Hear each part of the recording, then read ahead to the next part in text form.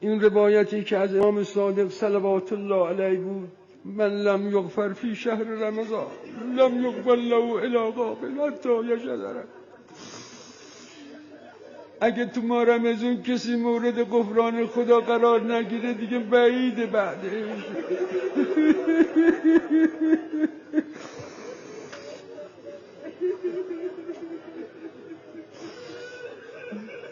به حسب ظاهر چند ساعت بیشتر باقی نمونده واسه ما.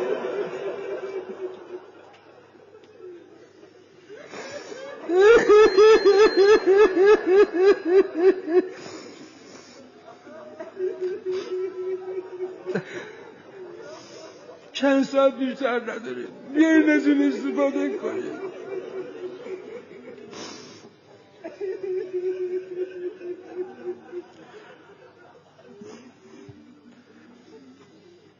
خود من امشب فکر میکردم، گفتم مگه میشه دست خالی ما رو برگردونی؟